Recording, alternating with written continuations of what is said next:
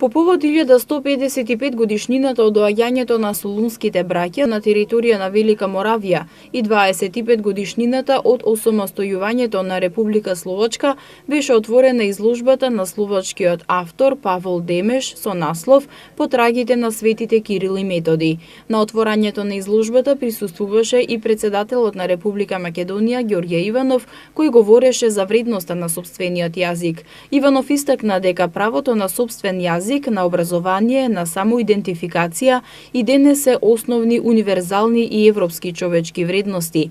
Јас денес го говорам македонскиот јазик исто како што нашите словачки пријатели го говорат словачкиот јазик, благодарение на светите Кирил и Методи, истакна Иванов. Врз основа на говорот на сагудатите, драговитите, велегезитите и ринхидите, Константин Филозоф и Методи тука во Македонија уште во 855-та составиле нова азбука глаголица. Со помош на глаголицата тие не ја превеле, туку ја препеале Библијата на старословенски. А препевот е секогаш многу потежок од преводот. Тоа зборува за богатството на јазикот и за нивната гениалност. Така во 863-та, пред 1155 години, Византија ги упатила своите искусни дипломати, полиглоти од космополитскиот совун на мисија во Словенското кнежество Велика Моравија. Дами и господа, историчарите се согласни дека мотивите на Византија биле световни. Византија имала за цел преку просветлувањето и проширувањето на христијанството да ја прошири сферата на своето влијание во Европа.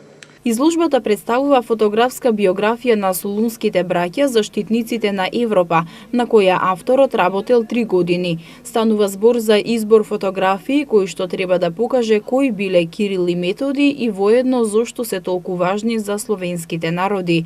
Изложбата опфаќа и споменици од најразлични земји, зачувани од времето на светите Кирил и Методи или кои им се посветени ним.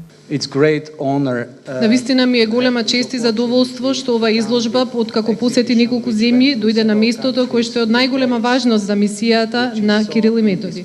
Кога поминувате преку камениот мост од стариот дел на градот до новиот дел на градот, од десната страна ги гледате Кирил и Методи, а од левата страна нивните ученици Наум и Климент Охридски. Тие имаат задолжено цела Европа, меѓутоа Кирил и Методи и Климент и Наум Охридски се навистина заштитници и ги имаат задолжено најмногу нашите две држави, Словачка и Македонија.